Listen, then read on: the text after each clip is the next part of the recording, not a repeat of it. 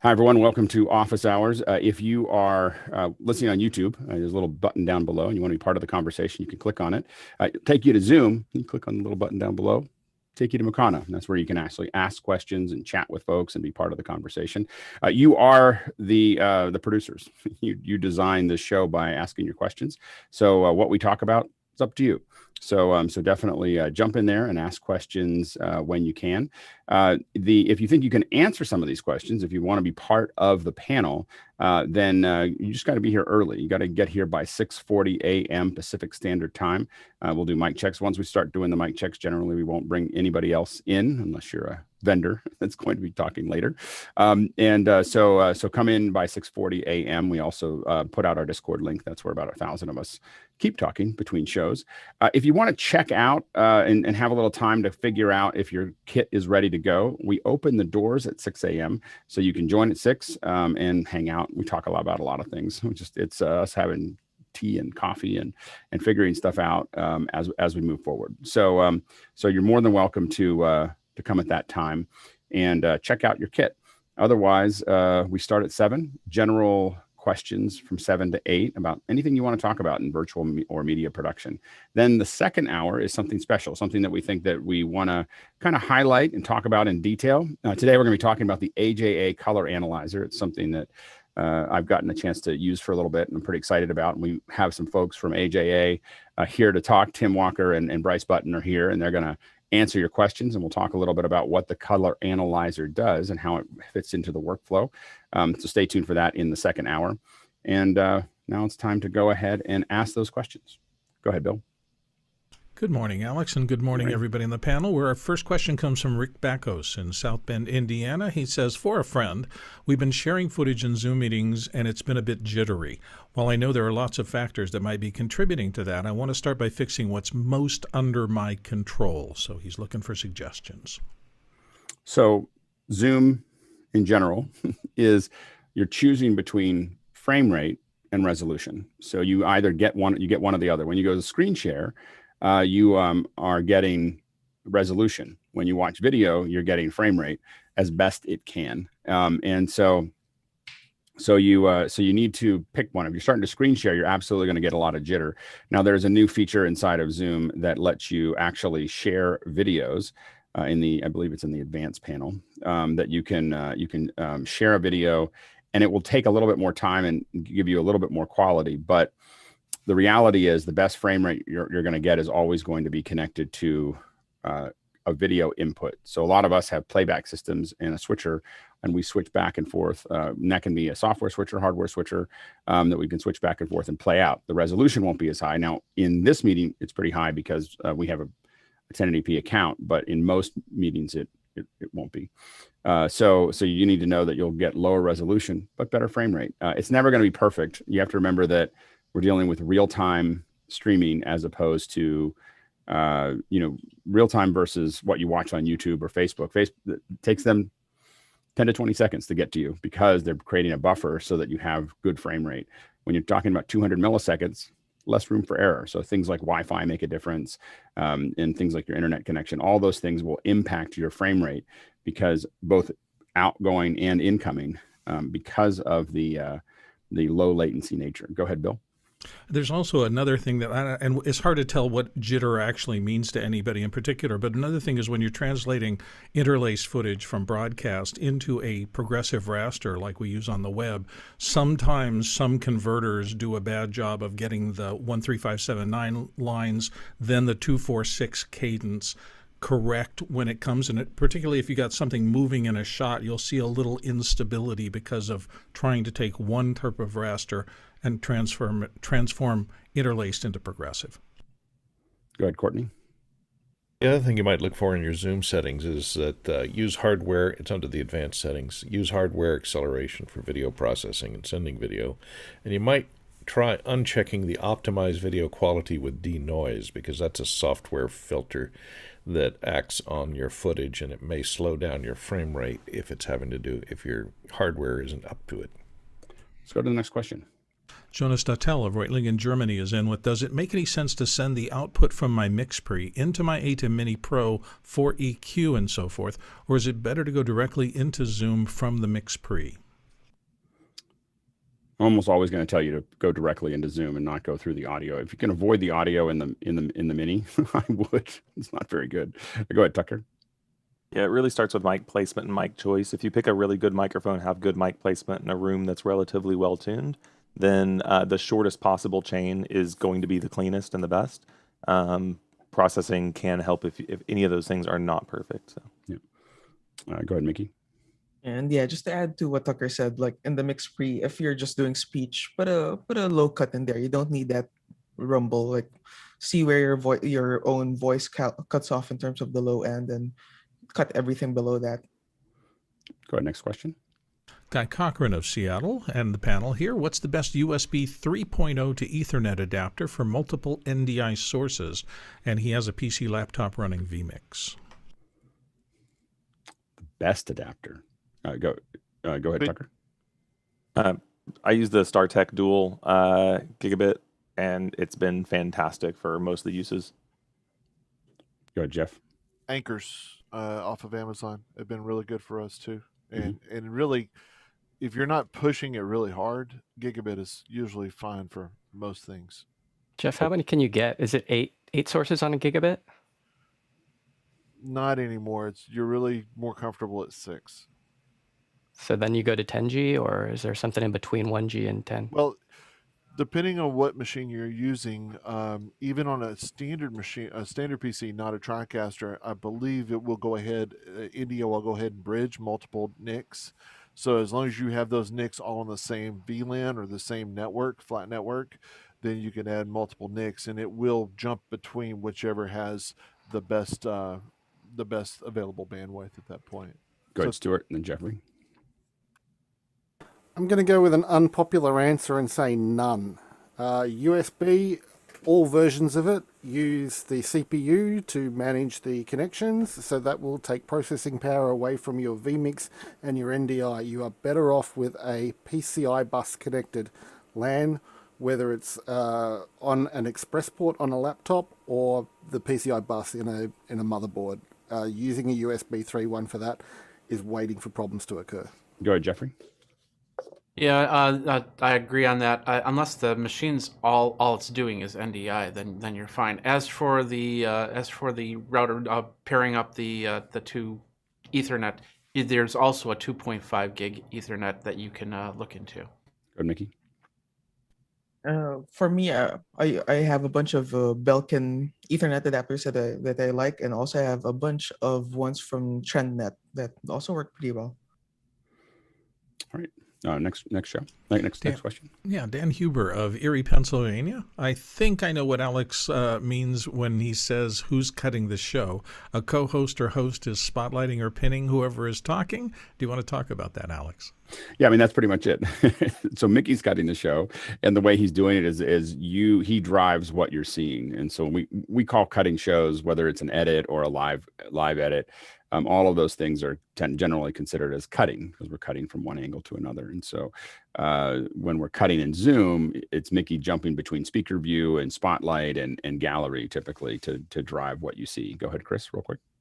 It's also important to note, because they asked, only the host has the control to affect what everybody says. So at some point, if you're watching the show, you'll see Mickey asked to have the control passed on after Alex starts the YouTube stream. So it's a little baton handoff. The reason we do that is because I can't start the YouTube stream unless I'm the host, but Mickey can't cut the show unless he's the host. And the real problem here is that Zoom should have another class of user called the editor, or the, that basically can start the YouTube and do the edit. It doesn't make sense for them to do it the way they do it, but that's the way it is. Go ahead, Stuart, and then Mickey, real quick. Yep, the host also has the option to mute mics and kick people out. And if you're doing it for anyone, etiquette is important, and don't overuse the power. Go ahead, Mickey. And yeah, at the moment we have it set so that the attendees see what the host is seeing. So like right now, I have it in speaker view, and that's what people are seeing. And if I switch to the gallery view, then that's what people see.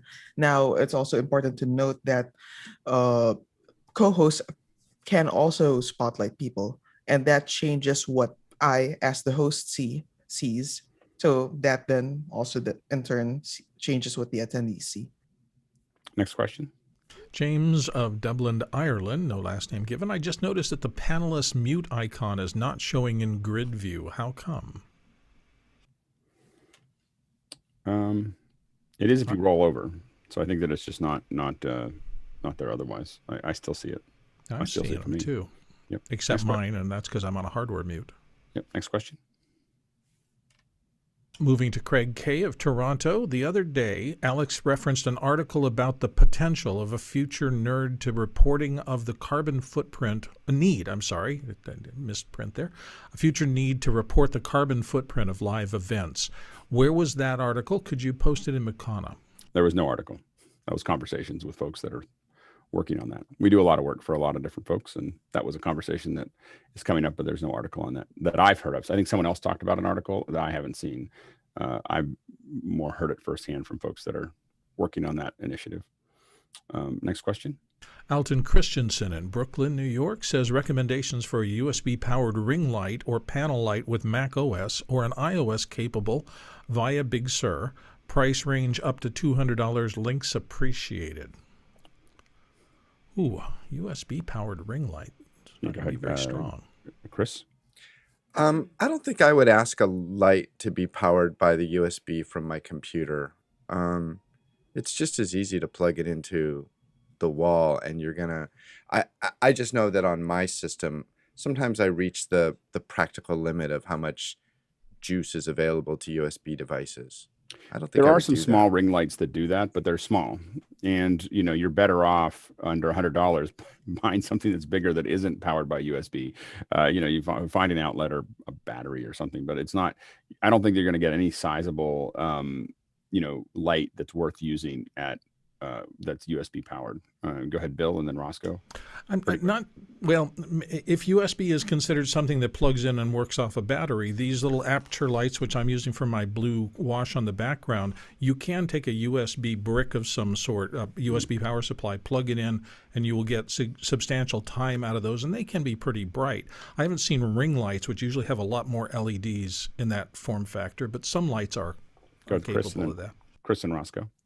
Yeah, I was going to mention the PavoTube 6C is $89 a piece, and you can get two of them. They're battery powered. I have mine plugged in right now to charge, and it's a USB-C charging, but there you go. It's got like a 2-hour battery in it, and you can get two of them side by side for under $200.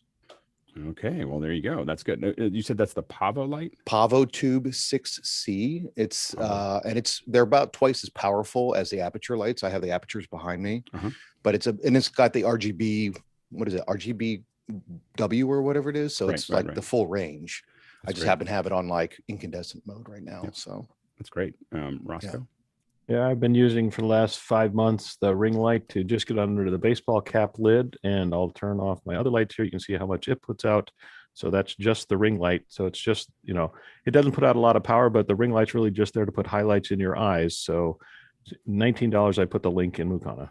Yep. Go ahead, Jeffrey, and then we'll move on.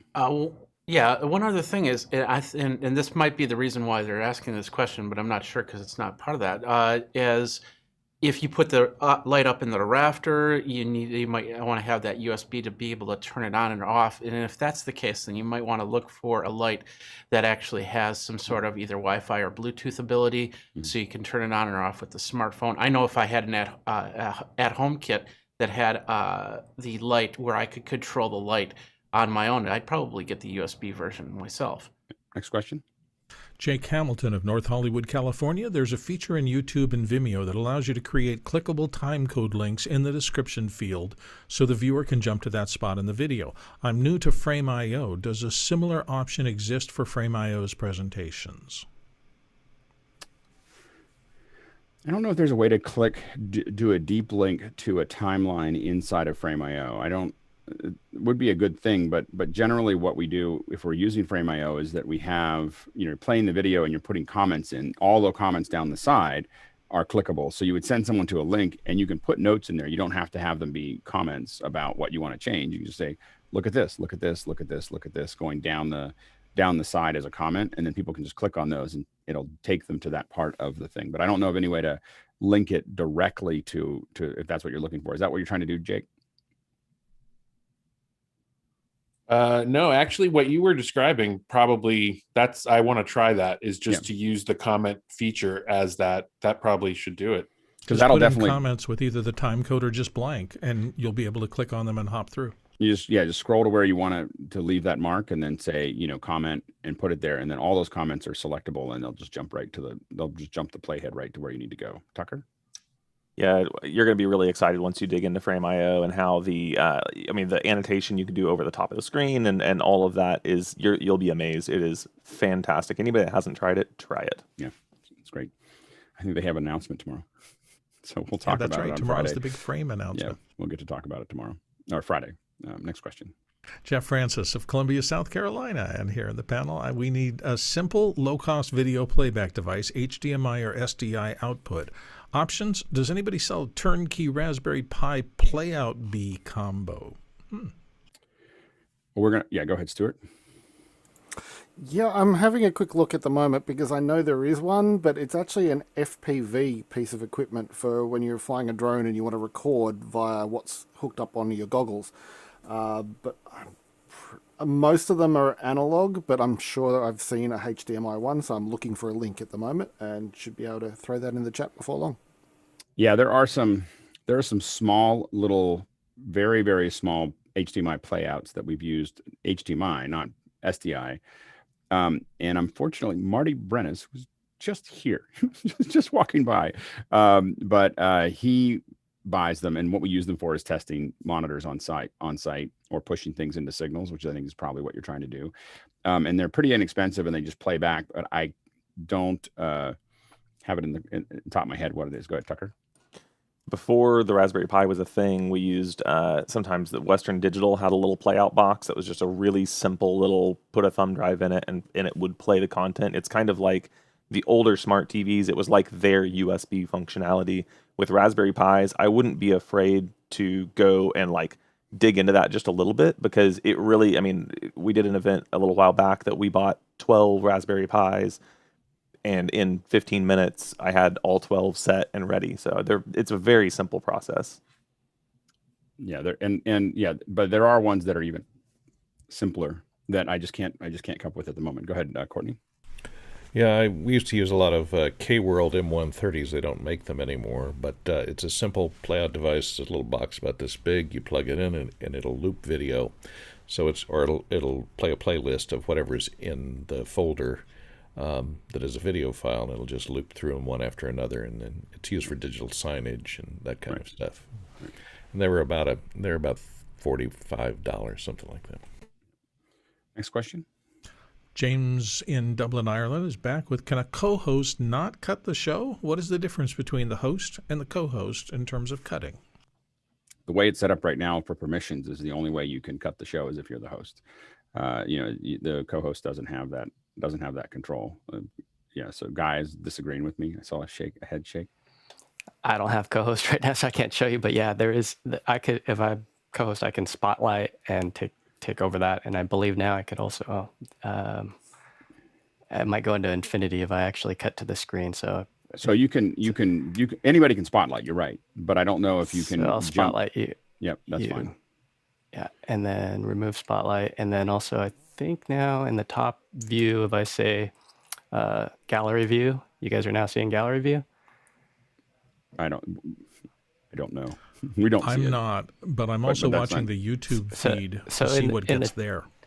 Yeah, so attendee view and co-host now is a thing in the top right. If you're a co-host, you could say follow host view, speaker view, and gallery view. But that's still follow host view. I think that's the problem. Go ahead, Mickey. Yeah, I've done that a couple of times in the past when the con wasn't handed over. And that control used to be in the participants panel at lower right. So you can select between forcing people to see speaker view, gallery view, or follow host view. But the thing with that is that doesn't affect what is streamed out to YouTube. That setting only affects what is sent out to attendees in the Zoom webinar. Next question. I don't think it's changed. Go ahead. Moving on to Gabriel Ung of Malaysia, one of our frequent questioners, who asks, I'm thinking of putting in comms for us to communicate with remote panelists. Would Unity Cloud be something that I could use to send a program mix minus and talkback to remote panelists in Zoom? Would there be an issue with audio and video sync? Tucker, go ahead. Yeah, you can definitely do it. And what you'll be really surprised, Unity Cloud would work. There's other options. Reach out in Discord. The thing about program returns and things like that is, yes, you can feed all of that back. Sync-wise, it's shocking. We actually did a whole lot of digging in Unity, and we found that you can use Unity for audio and Zoom for video. And by just making slight buffer adjustments, and it really wasn't difficult, it felt like we were still in Zoom. Lip sync was perfect. So you're using Unity for all the audio, and then you're just taking that over. You can also, I mean, you can also feed it back in if you have the tools to do that using, like that's what we do is we feed the returns, because we're not,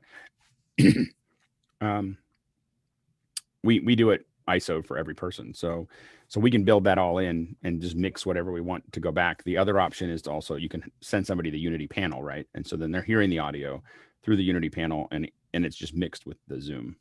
Go ahead, Jeff. I was going to say exactly the same thing. You just mix it on the outside and then bring it back into it. That's kind of what we're doing in some of our cloud infrastructure. As of yesterday, I heard some great news from the guys at VCom, which is a competitor to Unity. It runs on the PC. The server part runs on a PC instead of Mac only. And they're actually integrating NDI audio, which completely blows up a lot of our infrastructure in the cloud of making it work. Not blows up, it's a good blow up.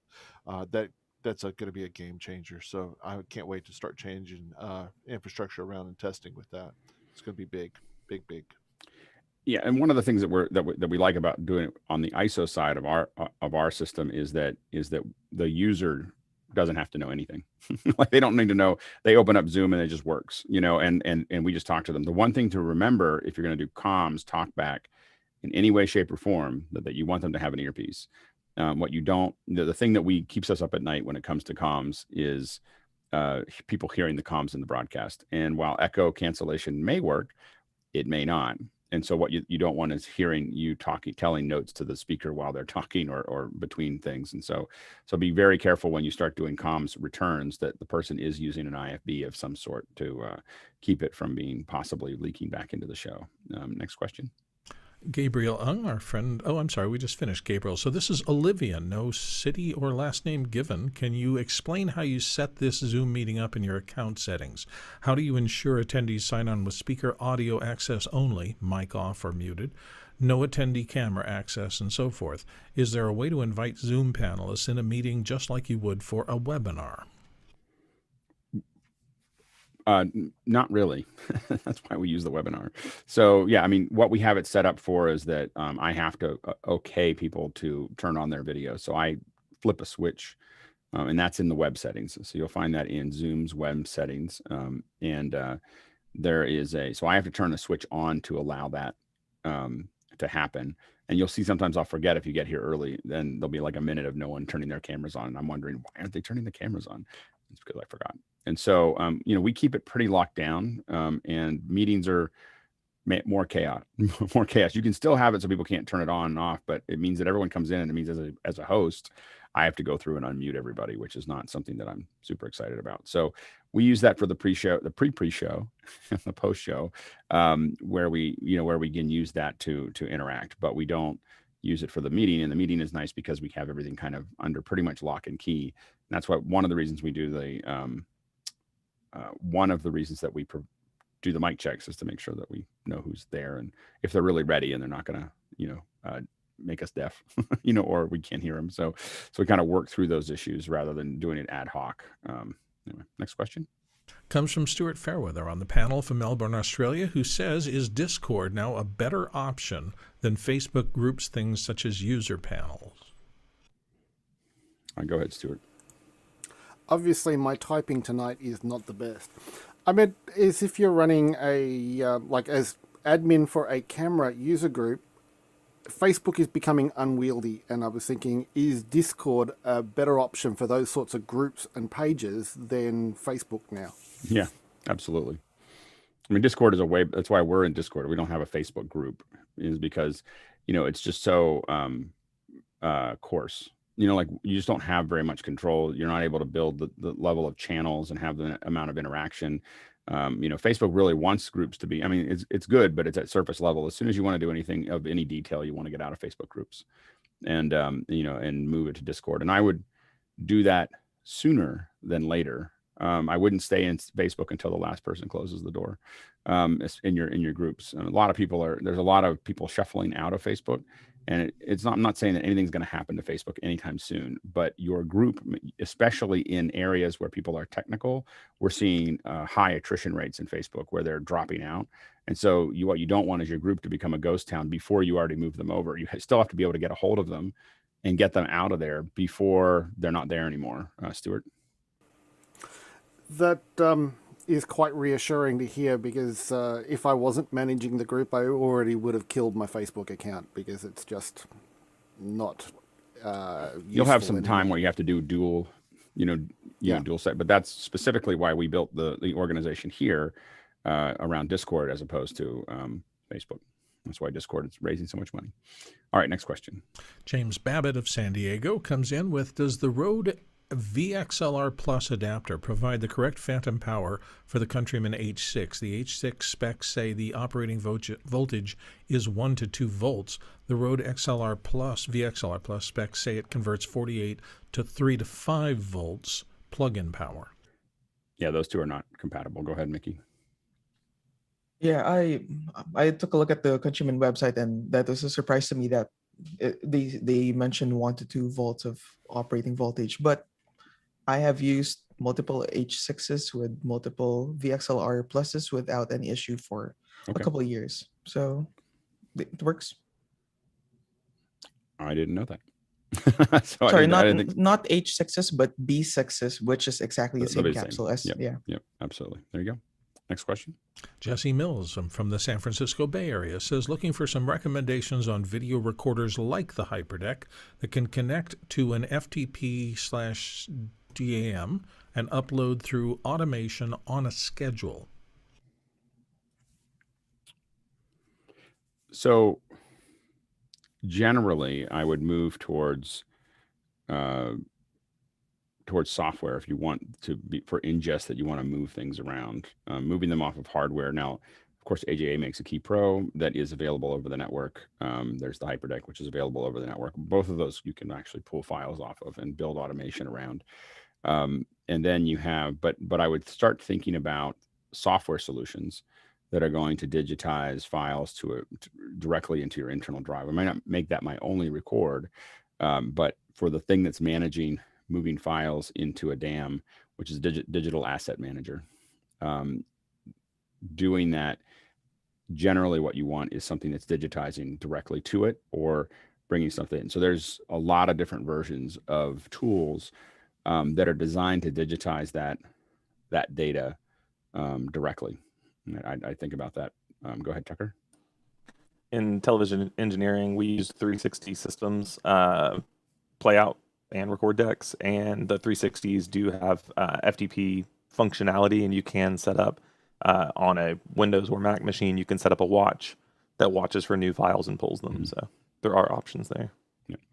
And some of the stuff we've experimented with in the past is also like things like Softron makes a recorder that will push it all to all your files to drive, and a lot of controls over that as well on the Mac. Next question. JJ McKenna, Santa Venetia, Marin County. Alex, what was the soundboard you proffered on Sunday? Note, apologies, but Sundays are not recorded on YouTube, and I'm not smart enough to have written it down at the time. We all do that.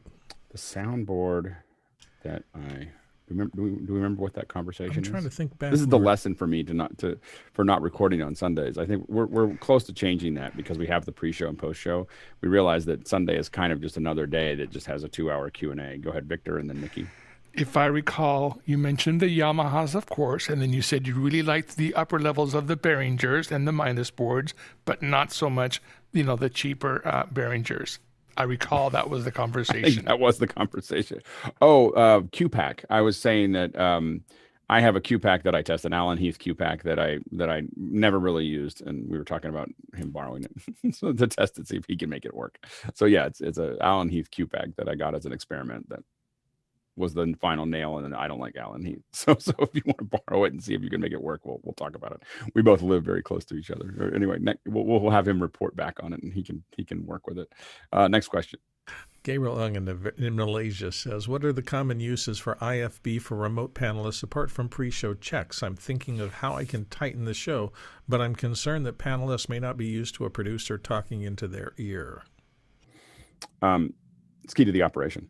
Being able to talk to the guests, to the host. I'll give you an example, and then we'll throw it to Tucker. We had a show where the live show, we have a host and we have 4 panelists. They're not super technical. We're coming in over Skype, and we're cutting between them, and we'll have ISO records for each person, and we're able to have talkback for each person. And what we were able to do is we had one person, their Skype was falling apart, and so what we did is we told, hey, Lauren, we're going to have to restart you. Just stand by. And we told George, we were like, George, we're restarting Lauren. Don't call to him like while someone else was talking. And then we restarted Lauren, brought him back in, went back to George, said, George, you can talk to Lauren now again. Now we did all that while George wasn't talking. Right. So you wait but you give them notes. And so being able to give the speaker notes and tell them what's going on without them having to read something or get something, just tighten. You don't use it every show, but you use it a lot to fix problems. So all the things that you see in people's online virtual events where there's a lot of, it's because we don't have comms. We don't do it here, but I think that's going to change over time. I'm going to work with Tucker on that so that we have a lot more of that here, but on our bigger shows, we absolutely do talkback. That's like a requirement for what we're doing. Go ahead, Tucker. Yeah, one of the big keys there is rehearse with it quite a bit. Don't just pop IFB on someone the first time and expect them to be good at handling that. So making sure that they're comfortable there, and really going through, if the show's going well, the only thing they may get is counts. We're 30 out. We're 15 out. 5, go. It could be really, really simple like that. And those tiny, tiny things, giving them the confidence that I'm live now, I've got 30 seconds, I've got 2 minutes, I can take a drink and take a moment. Those things really, really make a difference, but rehearse with it. Yep, absolutely. But definitely giving people play out times and so on and so forth are really, really important. Go ahead, Bill. Yeah, I'm going to support everything everybody said. You've got to practice with them. Point to point, if you have something, and Alex has talked about making systems where he can reach out to a person on a panel and talk to them without it being the open comms system. If you're on, and my wife did local TV and was on the open comm system, and it took a week of she was freaked out the whole week to have a constant stream of talking, and you have to pick your cue out of that stream and present live on the air is a very unique skill. We don't do that. So I don't recommend ever talking while the host is talking. I mean, unless something's on fire, like they have to stop talking, you never talk to any guest or host while they're talking. That's the big don't cross the beams. Go ahead, Mickey, and then Tucker. Exactly. Like the producer should be well aware and also sensitive to whether the on-screen talent are used to having someone talking to them. So right. if that person isn't, then as Alex mentioned, don't talk to them while they're speaking. And also on the other hand, like talent needs to somehow get comfortable with that as well. Someone else had their hand up, but I don't remember who it was. Me. Apologies for the background noise. Another thing is having your comm system and your IFB system be completely independent of your production workflow is really, really important, because when you have issues with Skype or Zoom or whatever your remote contribution method is, being able to work that problem with that person is key. Absolutely key.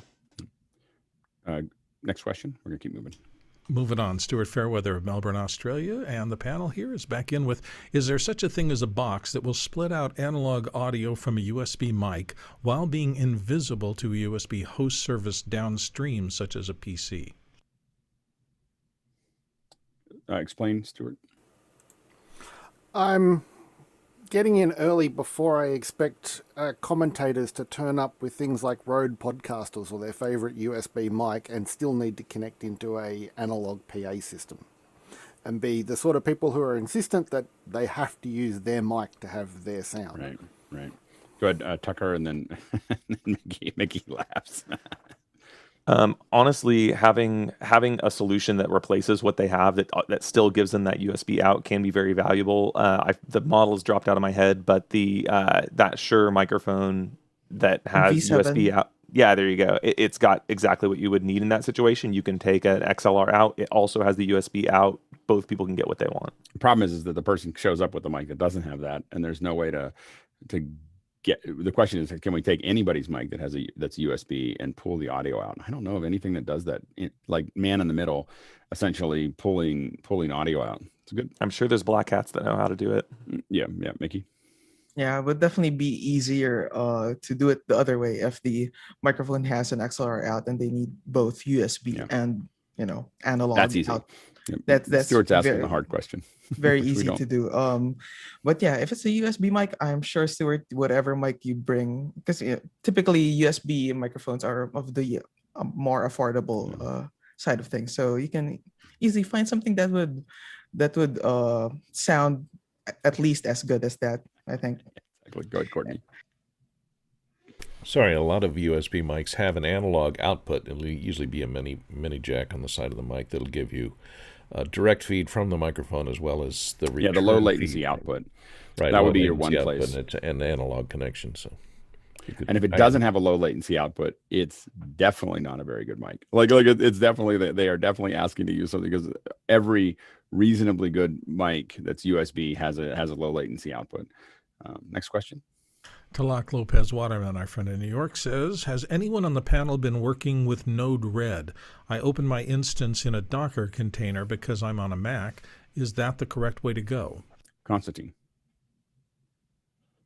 Well, depending on exactly what you're using it for, I have used it with Home Assistant, and definitely Docker is the way to go because it's very easy to upgrade.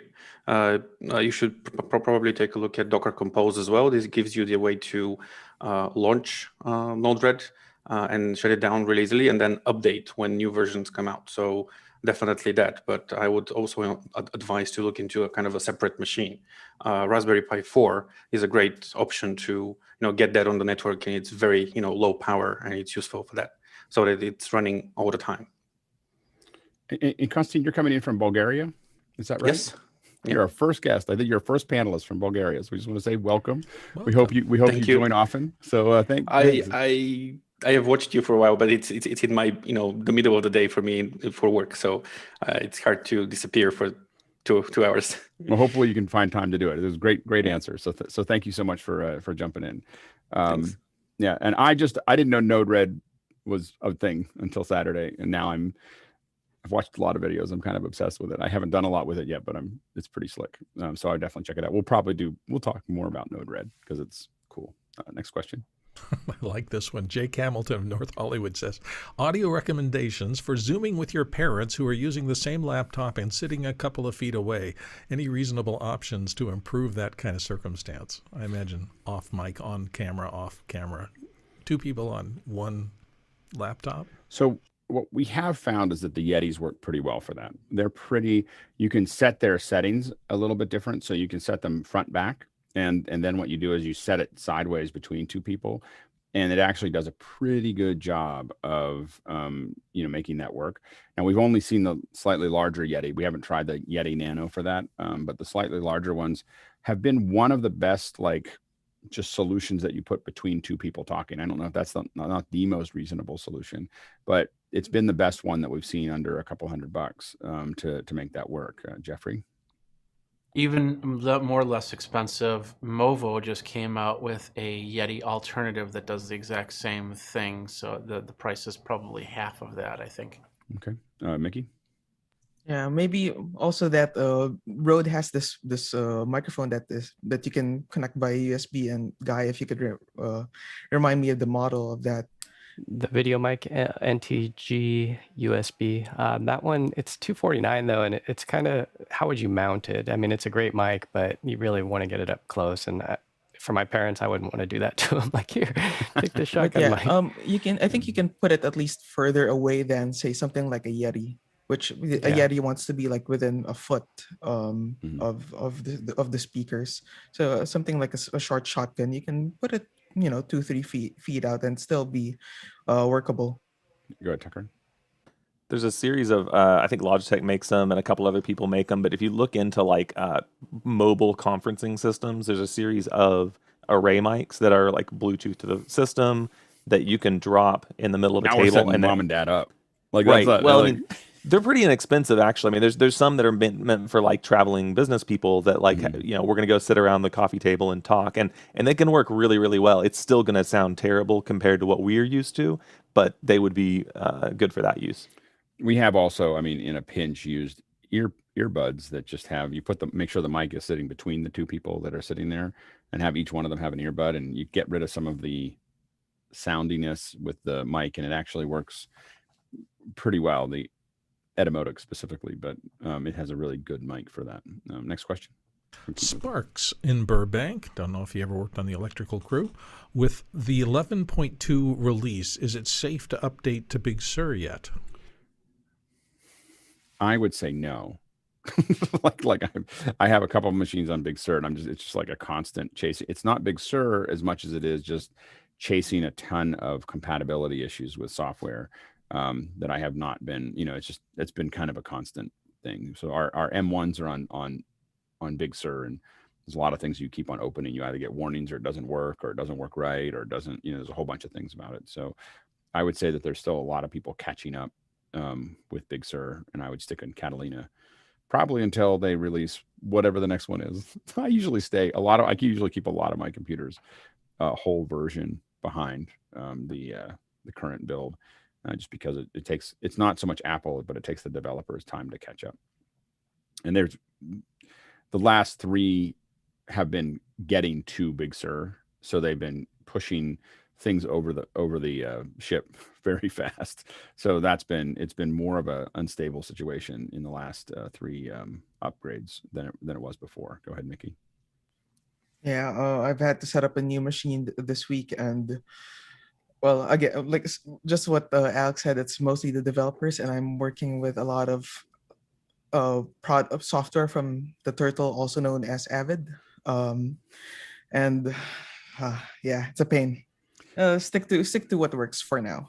One of the things that's a real challenge is that even though Apple has given people a lot of time to understand that they needed to move to new architectures, and Apple couldn't tell them why, but it just kept on saying, hey, it'd be really good if you move to these architectures.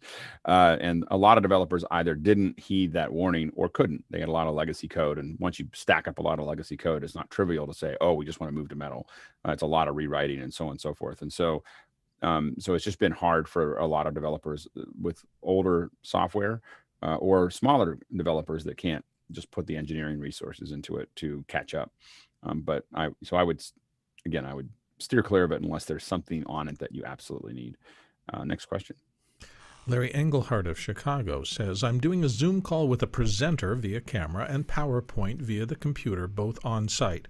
Some people will want to watch only the speakers, some the PowerPoint, and some viewers may want to switch between them.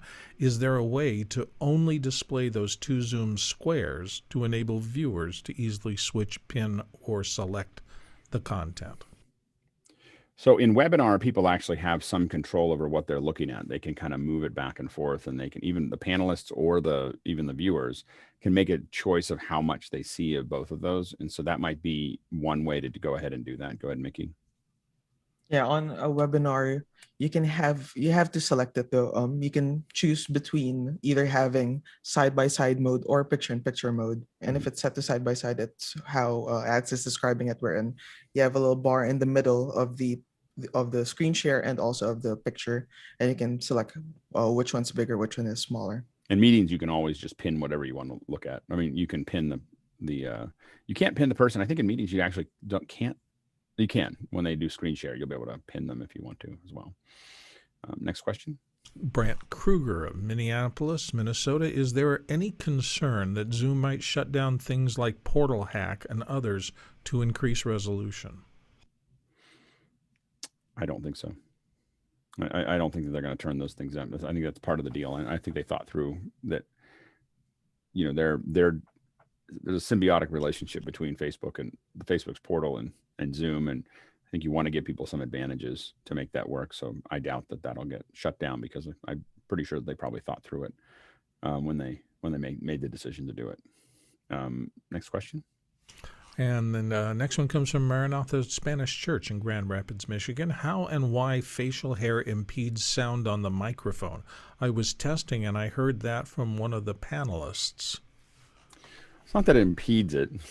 See, I mean, you know, it's that you tend to have the mic a little further away, and it tends to scratch. Go ahead, Bill. Well, I was going to say exactly that. It's when the capsule gets into the hair on your beard or mustache that you get sound issues. I don't know if it ever acts as a filter, actually. No, you have to have a really, really deep beard to do that. Go ahead, Mickey. Yeah, I guess for someone like Greg Curter, it might act like. Yeah, we should ask Greg. That's what we need to ask about. You know, anyway. But yeah, it doesn't only happen with say headset mics. For example, if you have like a really scruffy beard and when you're wearing a shirt that's really like starchy and the collars are really hard, if your body, your anatomy is set in a way that the collar may rub against your beard, that could cause noise not only on things like headset mics but even lavaliers or sometimes even shotgun microphones. If you're braiding your beard and it gets over the actual capsule, all bets are off. But outside of that, Tucker. Yeah, one thing you may be hearing is if it does do that scratching, then what you may hear is Zoom saying there was a peak, I'm dealing with it. So you may hear some back-end processing that's actually dealing with that happens. Next question. Amber Sheeran of Lansing, Illinois or Michigan, maybe. I'm looking for a way to add captions to a live stream for an online event. We will likely use StreamYard. Any recommendations? So I believe StreamYard does. I think it accepts 608, 708. Does anyone know if it does 608, 708? You know, in general, there's not a lot of great ways to. I don't know of any StreamYard solution that is like an HTTP input to get the captions in. So I don't know StreamYard well enough. With Zoom, there's a direct link that can be created by a captioner or someone else that's just typing, you know, into it to do that. I admit that the way that we do it is usually an EEG 492 with iCap. I mean, that is so iCap allows the captioner to be anywhere in the world. They just have to link. You have to link to them, and then the EEG is a piece of hardware. It's not trivially expensive. It's a little expensive, and but it inserts the captions into a 608, 708 feed. That is then read by almost everything. So when you have an encoder sending something in, almost everybody sees that. The only other solution there that we work with is Stream Text, where a captioner can caption HTTP, and they can do it directly from an Eclipse or ProCap as well into something like YouTube. But I don't know how StreamYard does it. Go ahead, Stuart. I'm just wondering, for the more budget-oriented aspect of streaming, whether the method that Leland's shown us using, is it Google Panels or something? So what Leland shows is using Google conversion. Meet.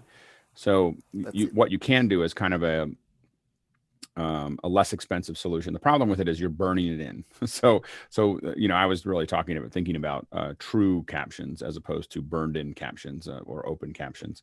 So closed captioning, with what Leland's doing is an open caption, and he's basically running the audio into Google Meet. Google Meet actually does the audio, the text really, really well. It's a little black box at the bottom. He's just cutting it out and putting it over top of the video. And you could send that up to StreamYard and probably comp it in somehow, to make that work. I will say that currently captioning is not usually done well cheaply. It is if you cut those corners, you end up usually paying a price. Now there's another company in Australia actually called AI that does a lot of captioning. They do what's called respeaking. So the video goes in and someone's actually talking in a controlled environment and pushing the text back out. that might be an in-between way that you can do that. Now, the way you do it is you stream it to their servers, or you're actually streaming to AWS, but you're streaming to their server, they're inserting it and then streaming it to wherever you need it to go. And I don't know how much their service costs, but we've definitely seen them. So that might be a hardware-less way to do it. It's not incredible captioning, but it's a fairly effective way to do that. But do test it a fair bit with them to make sure that you understand how it's going to work. Next question. Moving on to Talak Lopez Waterman, our friend in New York. Is cutting office hours on ZoomOSC on the horizon for Mickey? Yes. Yes, when I learn ZoomOSC, which I just need some downtime, and I need to catch up. I have a lot of catching up to do. Yeah. So, well, a couple of us are catching up, but we definitely see ZoomOSC as part of the pipeline as we move forward and integrating it with everything else that we're doing. Go ahead, Tucker. I was just gonna say, Mickey, if you want, reach out and I can provide you with what you would need to get started. Awesome. Yeah, definitely. Next question. Andrew C. of Rochester, and this one's interesting to me. Has anyone had any experience with, quote, voice cloning software? And if so, can you recommend an app or a website? Not sure I know what that is. I believe that voice cloning is being able to talk into something and sound like somebody else. It's basically using deep fakes. It's kind of, but it's for voice instead of image. You want to say something, Roscoe? Do you want to elaborate a little bit? No, that's exactly it. You're right. And I'll put a link in. There's a pretty good little demo. But if you want to speak like Obama is what their demo will be, you can speak in his voice, but it's monitored on your own track. Everybody's going to be James Earl Jones. So what it does is it analyzes a huge amount of content and picks out all the traits. The same way that deepfakes will analyze a lot of video and pick it out, and then allows you to talk into it. Now, it's not going to change your pattern, your speech pattern you still have to get, but your tonality, it can reproduce fairly effectively. Go ahead, Chris Fenwick, and then Comfort.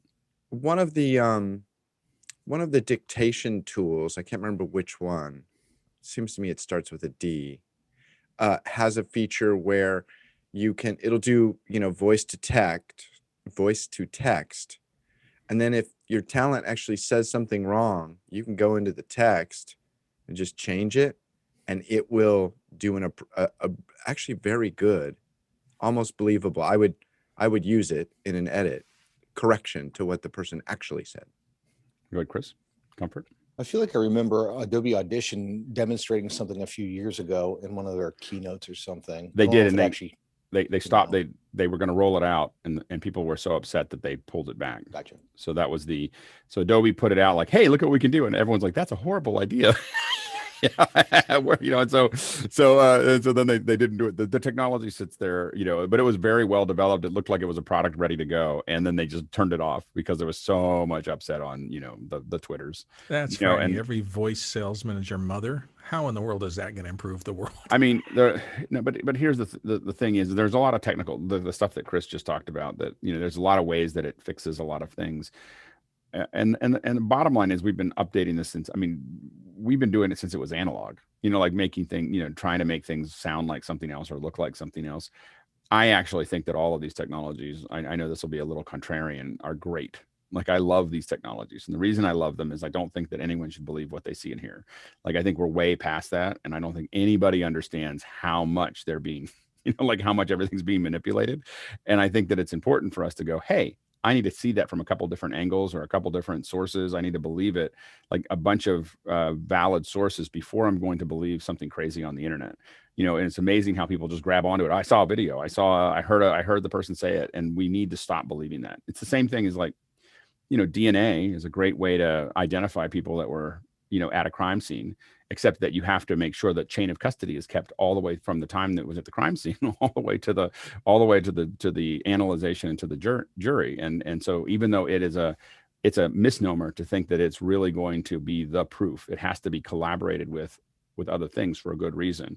It's because by itself, it's not proof. And so we need to get to a point where, in the same sense, video and audio are not proof by themselves. It can never be that way. Because it's way too easy for us to manipulate that, even just from camera angle. So we just have to be very careful of that. I think it's good for people to be untrusting. Anyway, next question. Marty Brennis of San Rafael. Any panelists doing much in the 2110 2022 IP video world? Marty is. Marty's asked the question. We need to get Marty on. Marty should come in and answer his own question. Somewhere in the building right now. And so Marty's doing a lot of that. And so we're going to do a second hour on 2110. And so we'll do that somewhere in the near future. But Alex, we'll get you want Marty to just in. basically describe, are those IEC standards or something like that? Yeah, I mean, 2110 is the IP. It's the SMPTE IP solution to our NDI is the new tech version. Like we weren't patient enough to wait for 2110. But 2110 is the standard that took a long time. It's working out, and we're seeing it roll out in a lot of studios. So 2110 is slowly rolling out there.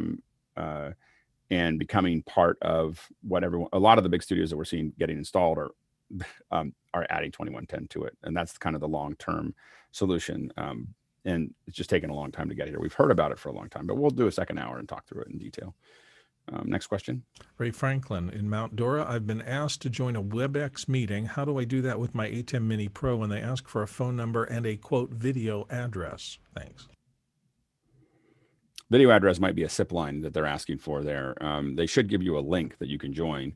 And in the web browser in WebEx, you can still select your video source. The video is not too bad. WebEx is what it is. Sorry, but you can select it. It's gotten to the point where I think all the, whatever video source you want, you can get into WebEx. It's just WebEx happens to be more painful to do it than most of the other ones. Other than Chime. Next question. Brian McDonough in Capel says, what would you recommend for a wireless lav microphone IFB combination?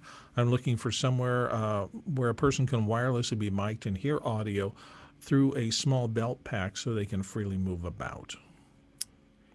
The Shure Microflex is the best solution in that to make it small. It's not the cheapest solution, but if you want one little pack that you can put on that's going to have an IFB return over Dante even, and a mic input, the Microflex systems we have not seen anything that is as good as a single unit that does both of those things. It really is scalable and does a lot of other things too, but that's the one. We're almost out of time. What next question?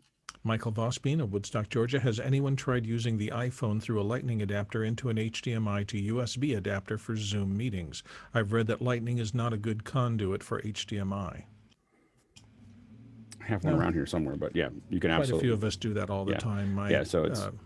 I don't have my phone hooked up, but if my phone was turned on, it's easy. I will warn you that everything other than the Apple Lightning to HDMI is wonky. I bought a bunch of little cables that I've been testing, and they just barely work. So I would spend the $50 and get the Apple HDMI to Lightning to HDMI. Next question. Same thing. Dan Huber of Erie, Pennsylvania has our last non-second hour question. Can you remind us of how we can find tonight's office hours on Clubhouse? I'll put it into Discord, but you can just search for me. It's the only event that I'm doing. So if you follow me, I think it'll just tell you that we're doing that. So, and for everyone, it's 7:00 tonight. We're going to try this Clubhouse thing and have a conversation, do the same thing we're doing here, but on Clubhouse. So that'll be at 7:00 tonight. Roscoe, real quick, and then we're going to move on. Mind if we use Mokana during that? We can. I don't know how. Yeah. We'll use Mokana. We'll let people do it because otherwise it'll be chaos. Anyway, I don't understand how anybody's making that work. Anyway, we'll figure it out. All right. Now we're going to shift gears. Sorry, we're 1 minute late.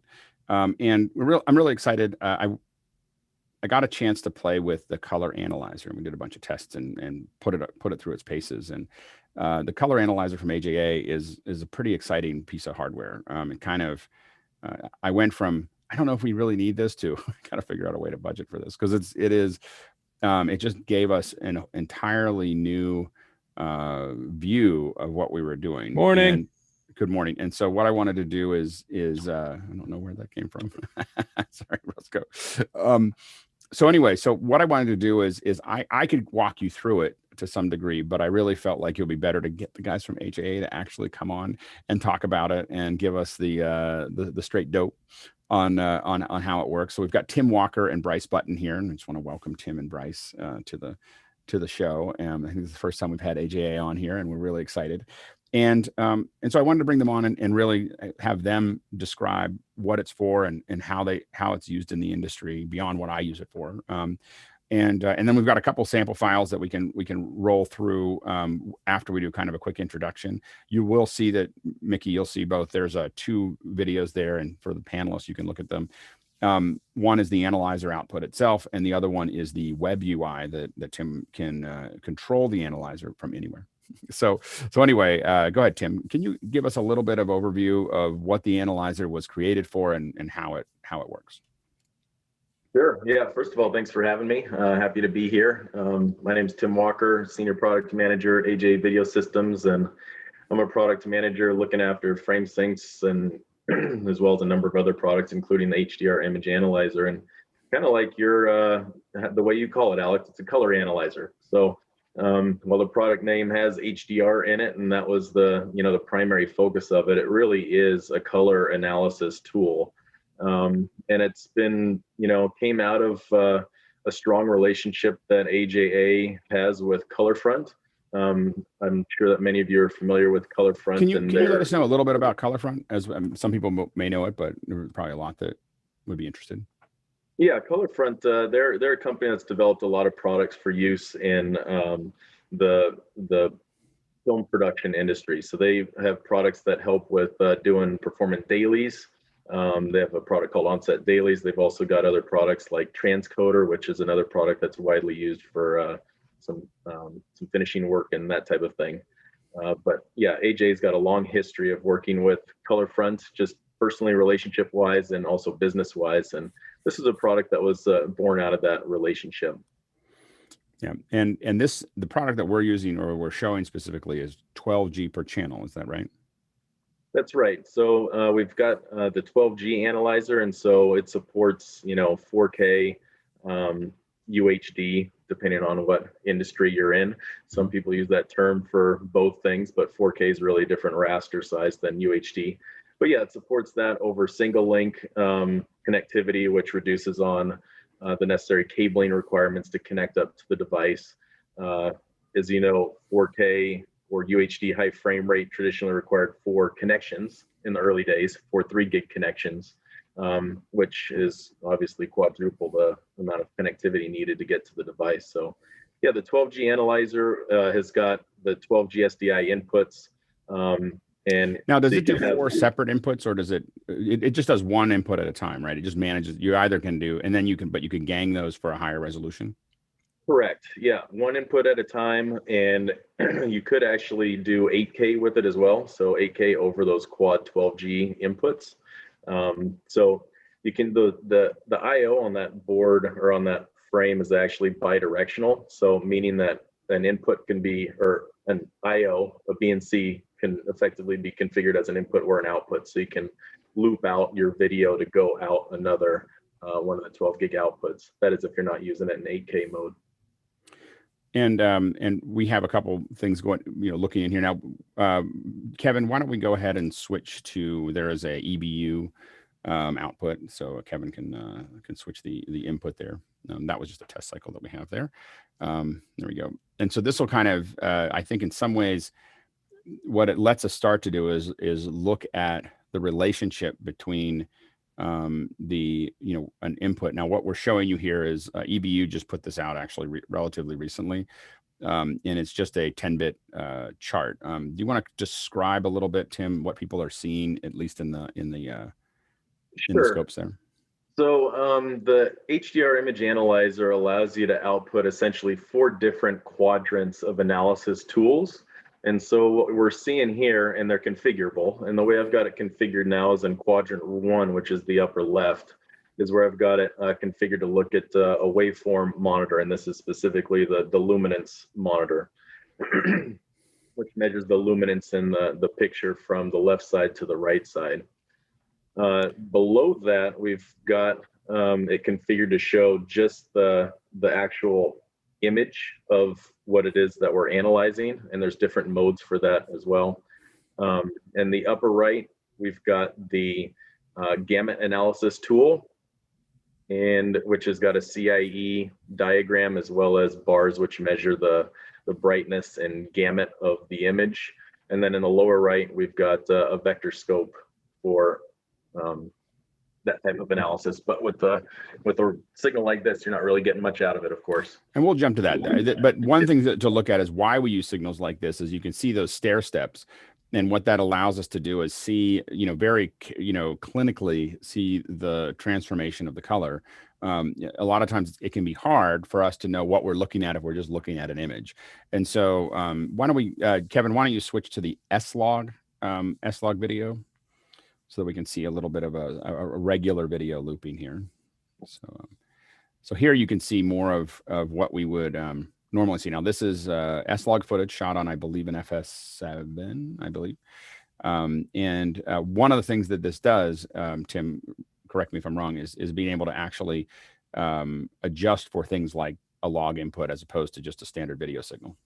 Yeah, so if we switch to the other screen, which shows the UI, I can show you a little dance here. So in the analyzer settings here, for the analyzer color space, I'm able to select from a wide range of different camera inputs as well as different formats from SDR 709 to HLG 2020 or HDR, which is effectively PQ for the perceptual quantizer or quantization, and the different color spaces for it. So if this is a Sony S-Log source, then I can select, I'm assuming it's just S-Log gamut 3, switch back to the other video, and now we're analyzing it in the waveform. You can actually see the f-stops of the image here, and the actual analysis window of the image no longer looks like a camera log image. It's now the actual representation of what it might look like on a 709 monitor.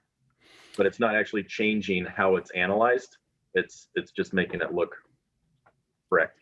And what's really powerful about this for us on site is being able to, take a feed that's going directly into the analyzer, see it the way it's supposed to be seen, and look at its levels. Now, there's a couple different settings, I believe. These are actual f-stops, so you're seeing what the range is that's being used within this image. But you can also change it to nits. Is that correct, Tim?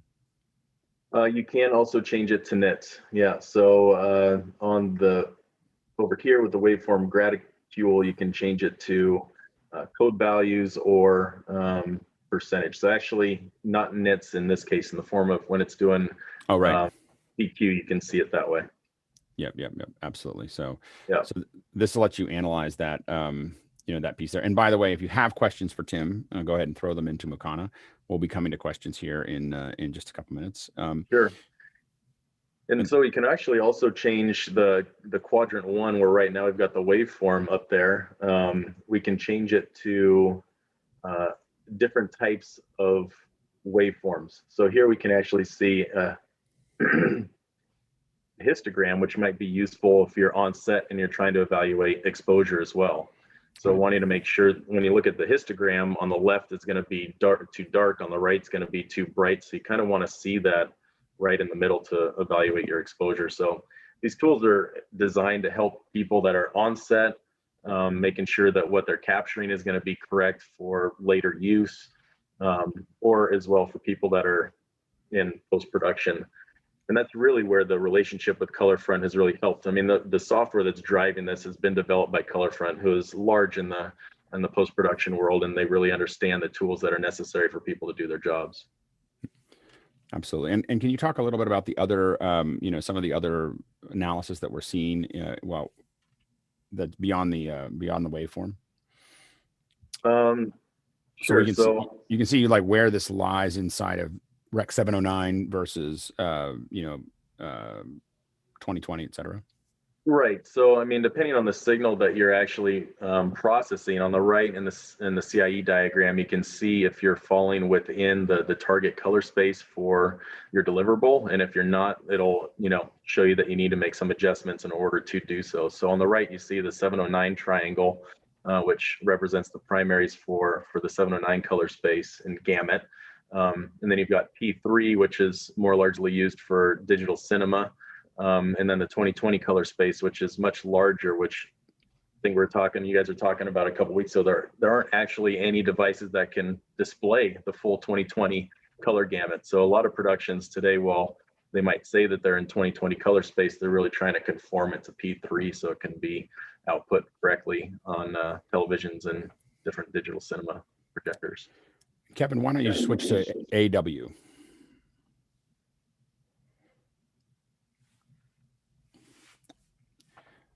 So here we see an image that is going to be, I think, it should be a little overexposed, I think, in some areas. Actually, it doesn't look like it here. But now this is not log. This should be I believe, a PQ output that we're looking at. It's pretty short that I shot in Anchor Watt a long time ago. But if we go in there. So the HDR image analyzer has a couple different things. You can change and have this auto HDR mode on. So it does its best to recognize the signal's VPID, which is the video payload identifier, if it's there, to then adjust its settings to analyze correctly. So here it's seeing that the signal's an SDR. This may have been an operator error. I may have grabbed the wrong file. So we can look at it. But let's go ahead and look at the analyzer here to take a look at what we've got there.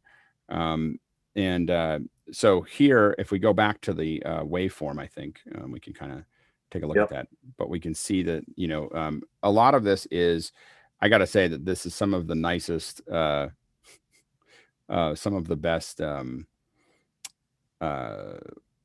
waveforms I've ever seen.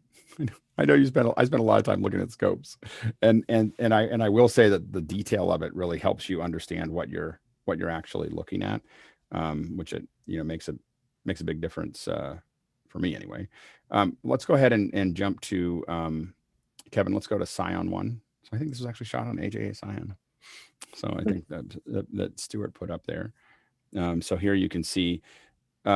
So again, and this is an auto, so this might be a 709, and I may have had some issues with what I was copying over. But what you can see here is really being able to see this in real time as you're working, and being able to cross check what you have, is just really absolutely necessary. And Alex? Yeah, go ahead. I think I would add that one of the great things to this tool in terms of having watch creatives working with is you also have what we call LumiColor, where you can actually see the RGB values over the luminance. Yep. And that's really important when you're working with things like HDR and so on, because the color interactions, of course, can affect your overall luminance and lit levels in the end. And that's pretty powerful. And then when we were looking at the CIE image, it's important for users to understand that you might have a 2020 source, or in terms of color, but it's when you're working with the majority of monitors that are actually out there today, they're going to be in a P3 space. And if you're keeping outside of that P3, what tends to happen with the display itself is the display will compensate and start to bring down power. And you'll actually affect the overall light that you're seeing. So it's a really true creative tool in the sense of being able to make sure that for that end delivery, you're landing up with something that's not going to actually distort in some way that you weren't, trying to achieve. Yeah, I mean, one of the things that we found really important is that, for a lot of our pipelines, we're trying to maximize how much of the PQ we're using, how much of that range we're using, but we can't go over 1,000 nits. Like for what we're doing, we have to hit, and we want to have our whites and everything else get up to 1,000 nits or get up over 900. And you can't really look at the image and decide that that's the case. You have to be looking at scopes and being able to say, it's not in my application, it's a third-party solution. I mean, it's any video that I can pipe into it.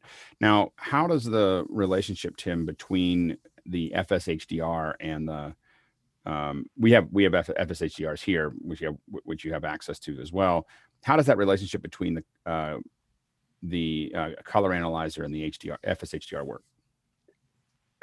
Well, that's a great question. The FSHDR, for those who aren't aware, is a frame synchronizer that AJA developed, but it also is more than a frame synchronizer. It does a lot of conversions. So not only does it do frame rate and video format conversions, but it also can do HDR or SDR color conversions at the same time. So it has several different operating modes and one of them is a ColorFront engine. So another product that was developed in partnership with ColorFront. They really have some great color science there with some Academy Award winning developers, Bill Feitner and Tomasz Perlacki. And anyway, their ColorFront engine is designed around the human perception system, which you guys talked about a couple weeks ago in the color science session that you had. And so their engine does its best to translate what the artistic intent was when somebody developed that image when it's converted into a different format. So the FS-HDR can work symbiotically with an HDR image analyzer as you're performing color transforms in the FS-HDR. You can see the output on the image analyzer and make sure it's actually doing what you want. And you can make some of those adjustments to correct the color in the FS-HDR and see that real time happen in the image analyzer output. I can probably show you some of that now if you like. Yeah, please do. Absolutely. That'd be great. Yeah. Okay. So let me, to Bryce's point earlier, Bryce is also director of marketing with HA, who chimed in earlier. He brought up the idea or the feature of the waveform Lumicolor. So if I bring that up in my Q1, quadrant 1 of the image analyzer, you'll be able to see, well, this image doesn't have a lot of color in it. Let's go to Scion 2. Can you go to Scion 2, Kevin? A little more color. Go back to the, let's go to the, back to the log, S-log. It'll probably give us a better. Yeah. Is that a good one to work with? Yeah. Yeah, that's certainly better. So let me change the setting in the analyzer here to Sony S-log. Okay, there we go. I've got my display LUT on. So, we can see that. Now, if you look up the waveform on the left, you can actually see some of the colors being of the image being represented in the waveform. And this is a unique feature to the HDR image analyzer where you can actually, start to get some of that correlation of, hey, what's going on in the image and how does it relate to my waveform? So you can see some of the yellows of the dough, if you will, and the rolling pins start to show up in the waveform. But so if I go now to my FS-HDR control, I can come into my color setting here. So I've got my color setting in my FS-HDR. I can select my different transform engines where I've got various different ColorFront engines, some for film production, some for television production. I've also got other options for television production, which is pretty popular in live sports right now, which is the BBC HLG LUTs, which are kind of a fixed lookup table for doing different types of transforms to and from HLG and SDR PQ. You can load your own user LUTs. If you have something that a colorist has created and you'd like to load those in, you can load in user LUTs. And these are just basic. These are just basic cube files, right? That's correct. Yep. So really powerful for folks. So when you want to think about that, you can have your entire production running, and then basically right before it goes out, you can make that that choice, or by do it for every camera, or do it however you want to do it. But the key is not having to deal with the cameras, being able to do it at the far end and be able to make that adjustment. Now, I'm actually not even familiar with the dynamic LUT. I haven't used that. Yeah, and the dynamic LUT is something that's popular for use on set. So for on-set color grading and look management, companies or products like Pomport's LiveGrade Pro can actually come in and dynamically download LUTs into the FS-HDR and be able to manipulate the output to make sure that whatever color decisions they're making on set can be saved and then sent off to dailies or post-production, saying this is the look that we like. So that's basically every time you want to send it over, you're just you're looking at it. Speed, you said, I'm sorry, it was the Speed Grade that does this? LiveGrade. LiveGrade. Yeah. So LiveGrade Pro is basically got the IP of the FS-HDR, right? And just sending send it. You hit it and go, yeah, that's what we want, and boom, that's what you're getting on the other end. Absolutely, yeah. So the FSHDR has a REST API, so anybody can communicate and control its parameters via REST. And Pomfort's LiveGrade Pro product has done that integration, and so you'll see them on set. They've got LiveGrade Pro, and they've got their color wheels set up in front of them, and they're manipulating the colors of that look, and they're saying this is the look that we really want for this shot, and being able to make sure that they're, one, capturing enough information to be able to generate that look, and two, being able to save that and then share it with people down the pipeline. Right. Absolutely. Yeah. So for this demonstration, I mean, I'll just go into color front engine film mode, and we know that our source is Sony S-Log. So I can come in here and say I've got my S-Log Gamut 3 source, and the FSHDR will convert it to an SDR BT 709 100 nit output, or any of these other various conversions are available. So I could convert it to HLG extended BT 709, which is going to change the look of the image, and also its VPID is identifying it as an HLG signal.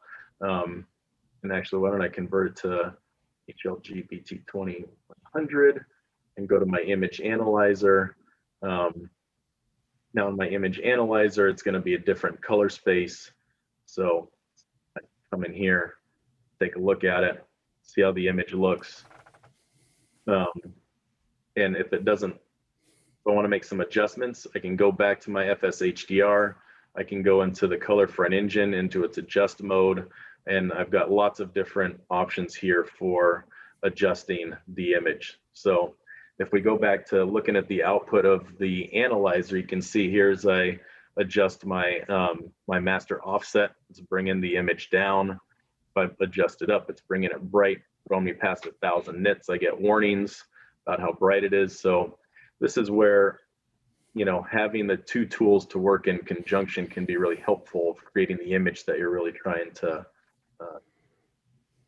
create.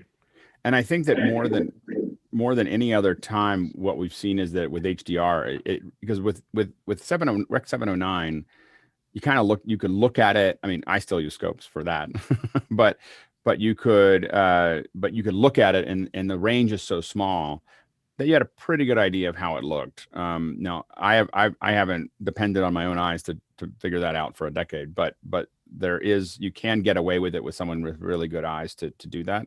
But when it gets into these HDR color spaces and all these monitors and how they represent it and how they look at it and what you're looking at and where it's going, if you don't have the numbers, because a lot of times you'll open up in a monitor and the monitor is in the wrong setting, you know, the monitor is not doing the conversion correctly. You need to be able to go back and look at the scopes, at the numbers, to go, okay, it's correct. It's the monitor, not, you know, otherwise you're just chasing. This is what I found when we started testing the analyzer, was that we just suddenly stopped chasing things, like chasing around trying to figure out what's going on. The analyzer told us the truth, and then we knew what was right and what was wrong. That's right. Yeah, you can't always trust the monitor these days. You know, I mean, you can pay the money, get a nice high-end monitor, you can calibrate it, but still, there's nothing that replaces looking at the actual code values or nit levels in a measurement device like the image analyzer. And you know, some of the feedback that we have has been similar to yours, Alex, about how accurate the color accuracy is of this tool. And not only is it accurate in terms of the values that it provides, but also it's over its display port outputs, it can display or output a 4K HDR version of its interface of all of those waveforms. Right. So it's got a high resolution output to it as well, which is really important when you're looking at analyzing pixels, to be able to have the analysis of each pixel there and available, rather than you know, some that have lower resolutions. It's like one pixel on your monitor is actually representing 4 pixels or more of the actual image. Right. So having a high resolution output is also very helpful in making sure you're making the right decisions. Let's go jump into a couple of the questions. Our first question comes from Charles Klein in New York City, who asks, is it possible to analyze simultaneous Rec 2020 and 709 to different monitors? With the way the image analyzer works today, that isn't something that is possible. The analyzer is set up to manage, one signal at a time at this point. Next question. Stuart Fairweather's in from Melbourne, Australia, and the panel here. Will there be presets available for other camera color spaces? I thought I saw Arri, Canon, and Sony, but not Blackmagic, Zcam, Kinfinity, Panasonic, or AJA Scion. It's a great question. We're always taking feedback from the market about what's the most popular camera choices. And we've definitely heard more about the Blackmagic, and that is something that we're looking into. Other ones, depends on the popularity at the time. So these are the ones that are used in major cinema productions. But yeah, if there's other ones, we're definitely in the business of considering adding them. Next question. Comes from Ray Maxwell here on the panel often. Do ICC profiles play a role in your system? One more time. Do ICC profiles play a role in your system? That's a good question. Yeah. Yeah. Go ahead, Roscoe. What were you going to say? I was going to say ICC is the mathematical representation of color. So it's not, it's just the old way of doing it. Ray's going to take exception to that. Go ahead, Ray. Oh, we can't hear you, Ray. Well, okay. Old is relative. ICC profiles, I assume you're using them between the final system and the monitors, to do a monitor calibration. You're using. I don't think that this is designed for that. That's part. What it does tell you is what your monitor should be showing. Like this is there, and then the ICC profile is kind of not this program's. You'd have to still calibrate. If it's properly calibrated, it'll look the way it should. But what it's doing is it's telling you the math of, hey, this is full spectrum or whatever. This is where it should be, and then downstream you're making that correction. But it's an interesting situation. But yeah, it's not different solutions. Once we digitize, we change the terms. That's kind of. Let's go to the next question. JJ McKenna of Santa Venetia, who has been here often, says, how could this be used in specific films like Aragon, where the artist demands a very specific color of blue for the dragon? Note, this is considering that some of the white balance and lighting effects we learned from Ray can influence that on the viewer. So I actually think, Tim, that the pixel analyzer is a really good example of what's being asked here. Yeah, that's great. Yeah, we definitely haven't walked through all the tools that are available in the FSH or in the HDR image analyzer, but if we can switch back to the output of the image analyzer, I can show you a different tool, which is the pixel picker. So I'm changing it to the lower right here, and I actually remotely don't have access to be able to select a pixel on the screen, but when you're using the tool, you can select any pixel on the image on the left, and on the right, it's going to show you either the hexadecimal or decimal values of the actual color in that pixel, or the RGB colors or the YCBCR colors. And so you can make sure that it is the right blue that you're targeting. Yeah, and so and that is it's a little harder when it's moving. Kevin, can you pause that? Just pause the playback for a second. Okay, but what you're seeing there is, and I think it's in the upper corner. And Kevin, if you're able to change that pixel location, I think you just click on it there. You can click on it so people can see it there. Just I think, there you go. So pick something. Pick, and then so what you're looking at, and which values are, so these are the actual values of the pixels that you're seeing here. So you can really get a sense of if you're looking for something specific, and you can change what it's displaying. Correct, Tim? Yes, it's configurable as well. So if we just change it to RGB, I think it might be the easiest way for people to understand what they're looking at there. Or decimal. We go back. Actually, since we've got it in YCBCR. That's okay. Yeah. So anyway, but what you RGB can see, image would show up with the RGB values. Right. Yeah. And so So that's an incredible, level of detail that I don't think I've seen anywhere else. Is just, and I used it more than I thought I would, especially in test scopes. So when or test signals, I'm sending out a test signal. I know what it is in front of the camera. Being able to sit there and select it, say like, is this the color that I'm getting on the other side? Is pretty useful. You can try to do it through scopes, but I don't. Being able to click on an actual pixel and say, okay, look, what is the value, and is that value what I expect? Is pretty slick. What other tools? And actually, we also on the AJ website, there's a user story or use case from Rory Gordon at Arsenal Effects. Actually brought up the actual same use case of color and making sure that the color blue was correct for a show that she was working on called The Tick.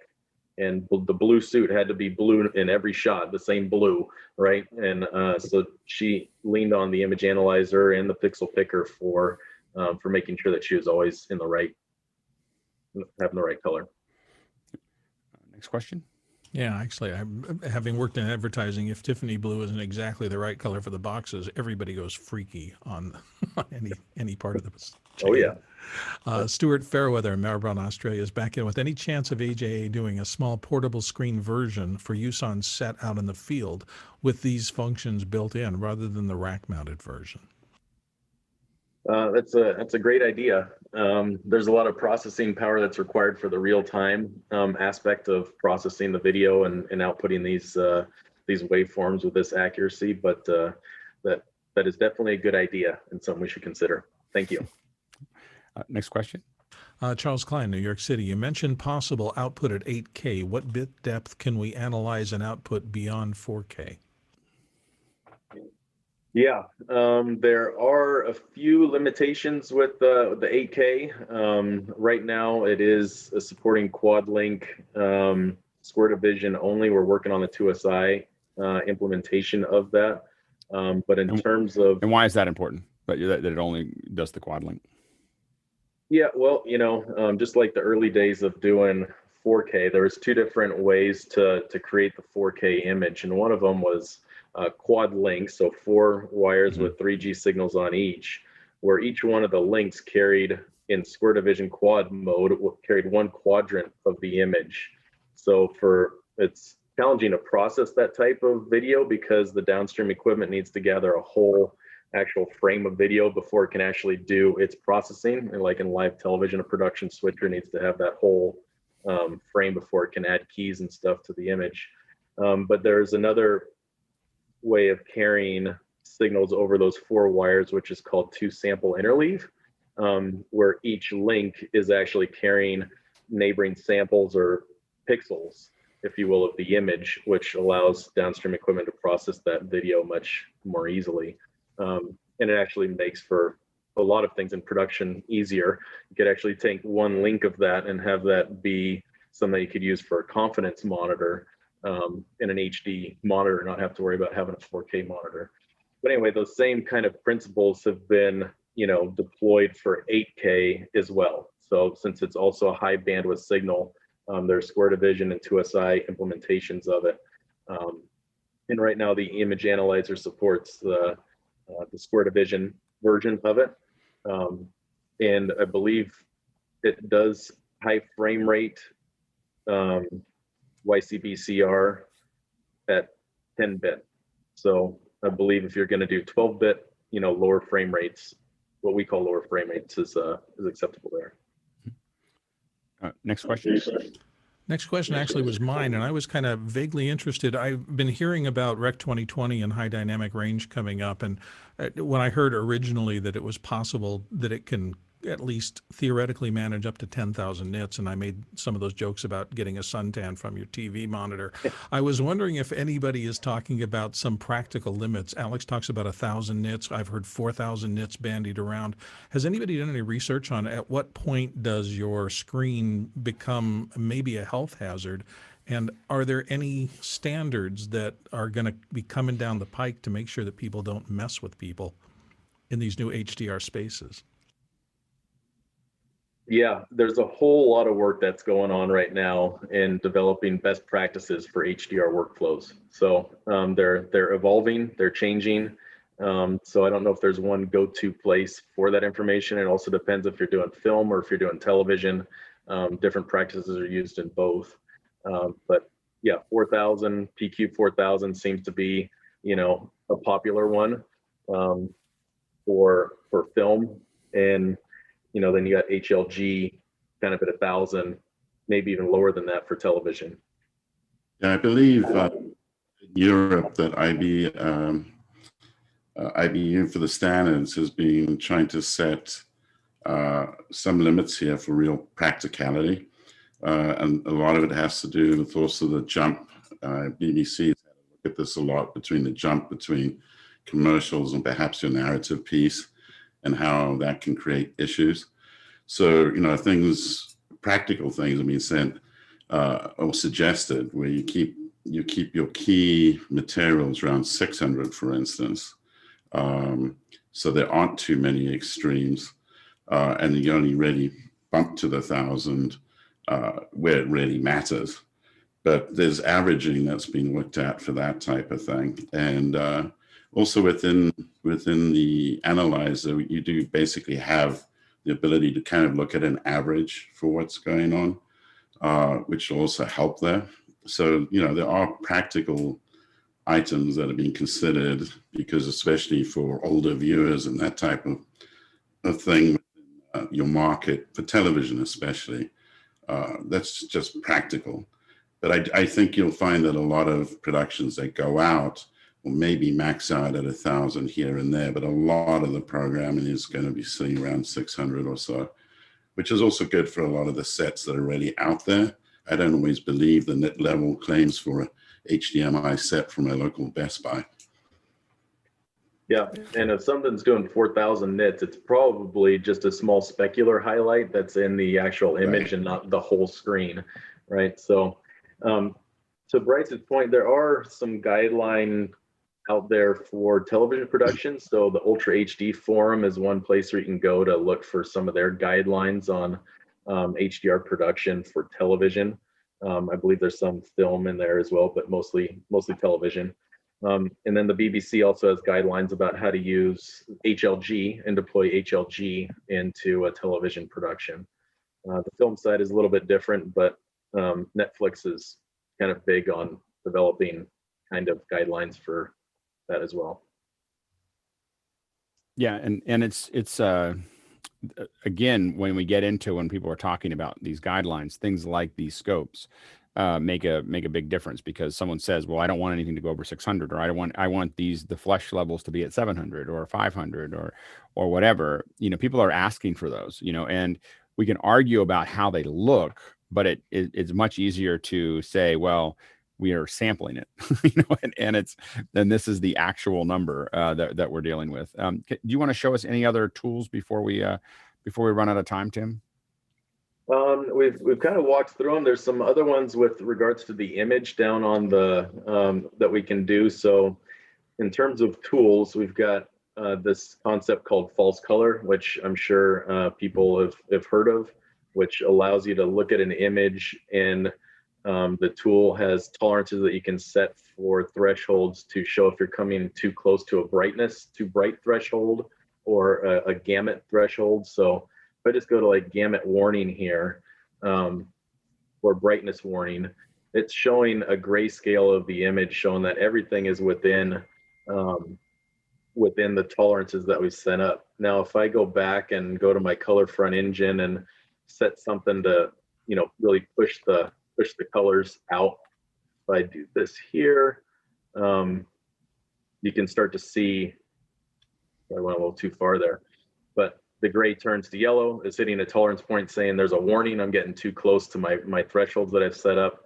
The red areas are definitely outside of the threshold that I've configured. So you can go back in and tweak and adjust to make sure you're not exceeding those thresholds. So we've got different types of false color tools, whether it's for the brightness or in a similar respect, gamut, show if we're pushing the colors too much rather than just brightness. So that's also a helpful tool. We've got some audio tools in here as well. So if there's audio tracks on there, we'd be able to check out the levels and phase of the audio. You can see that I changed my lower right quadrant to look for those, but we don't have any audio on this track. I've also got, I can change it to info so I can see the VPIDs of the setting or of the image, also pretty much how my analyzer is set up.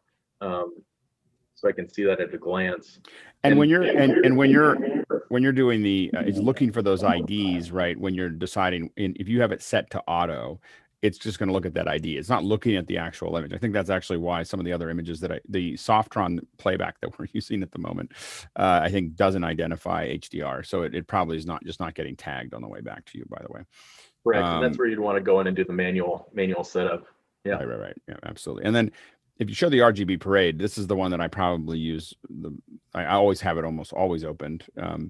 It's just because then I can actually see it. You know, something might work with the waveform, but if I break out each channel, it helps me figure out if anything is, you know, so if it, you know, it might be just the reds that are getting clipped, you know, or the greens. So the waveform won't necessarily show me that, but the RGB parade will. And then this is also. I would never use, I mean, not never, but if I had a color analyzer, I would use it as an example of this. But for green screen, you know, this is the RGB parade is kind of for me, everything lives around it, because we're looking for separation between the green and the blue and the red, you know, and so that this gives us that option there. Anyway, go ahead. Super helpful. Yeah, I mean, with this RGB parade, you can definitely see if a color specifically is clipping. If it's going too high and it's clipping, then it's going to cause some hue shifts or maybe even some banding in the image. And this is where you can actually see what color channel is doing that and make some adjustments in your color correction tool to compensate for that or get rid of it. So super helpful tools, the RGB parade. And you can also see the color balance. So, you know, if you've got something that's white that you know is white in the image, you can look at this RGB and see that the blues are lower or the greens are lower. If you want to even something out, this is going to give you that tool to kind of help pull that back together. We got a couple more questions. Go ahead, Bill. Ray Maxwell from Vancouver wants to know what monitors you're using for your HDR judgment. Do you guys have any specific ones, since you're doing a lot of HDR? Tim or Bryce, do you have any ones that you prefer? You know, like in-house, I mean, we're not necessarily doing a lot of HDR analysis in-house, you know. We have the tools that do that for us, but the LG C9s, I believe, are the real popular ones for inexpensive HDR monitoring. If you got the dollars, you know, the Sony X310 is the monitor of choice. Yeah, we're mostly the stuff that I'm doing on site. We're using the 310. Next question. Marty Brennis of San Rafael says, does the HDR image analyzer work in the IP video world?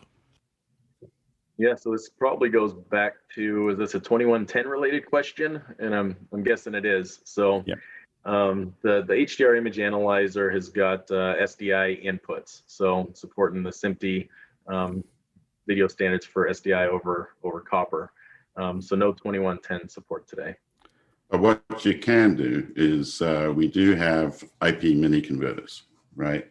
So you would have one of our IP minis that will take the 2110 coming off the network, and it's basically an edge device, and that will convert it back to the baseband for you, feeding into the analyzer. So you can certainly use it in combination with tools like that. Because when it comes to IP right now, and 2110 in particular, in practice, I think you're going to find it's very much a hybrid world, where signals are going into and out of the IP networks. And then we made sure that we have these devices that can convert you into it or back out of it, specifically for tools like this and for your legacy SDI equipment, if you're high on IP in terms of 2110 and working that way. One thing that we haven't tried, is there a support for 2110 on the FSHDRs? It'll be the same way right now. So you'd still need our minis to convert at this point. Got it. Go ahead, Stuart. What about NDI or SRT? We got Bridge Live. So Bridge Live is a similar looking box, a WinRU box designed for streaming backwards and forwards and converting from baseband again, also 12G SDI. And with the remote workflows that are going on right now, and as you might be aware, there's a lot of insurance related items in terms of production and what you can and can't do. Then the Bridge Live there is really essential, and the SRT is important if you're a production, you're concerned about your signals flying around the planet, if you're shooting overseas and you've got producers sitting in LA, that type of thing. So we can move that way. In terms of NDI, of course, we're looking at all IP options. You know, we recently introduced Dante products in the OG format. We're paying a lot of attention to NDI, and you know, can't talk about future products right now, but it's obviously something we're considering. Next question. From Mickey here in the panel in the Philippines. There is what looks to be two levels being represented in nits in the meter. Is one measuring a 709 transform? Not sure what they're seeing, but the left-hand column is measuring nits. And we've got the RGB values down here, kind of in between the image and the RGB parade. And of course, your standard SDR. Go ahead, Mickey. Let us know. There's a darker a darker bar within the nits meter. I think the main one's measuring 880 nits, and I guess that's not SDR because the other one is going up to 371.2. Yeah, so that's actually. What are those two? Oh, sorry. Yeah, the left bar is measuring the frame, the brightest pixel in the frame. And then the line that's in the middle, or the bar that's in the middle, is the average of the pixels in the frame. So it's the frame average light level. It's like an average versus peak kind of Correct. thing. Yeah. Yes. Thank you. And then the top line that you see above it, of course, is something that you can set within your settings for the project. So it won't go red until you've set whatever that might be for your project's needs, 600, 1,000, 10,000, it's all up to you. Next question. Roscoe Jones says, are there tools specifically to analyze flesh tones built into the suite? There are. So within the vector scope, if we go back there, we can see the flesh tone line, which was kind of on the upper left part of the vector scope, and that's the skin tone line, which you can actually adjust in the image analyzer too. This has kind of got a default state, but you can definitely adjust the coordinates of that line. Great. Next question. Moving on to TJ Ashers from Minneapolis. How is Tim able to control the systems at 090? What voodoo are you guys doing to make that work? That may be an Alex question. It's very high tech.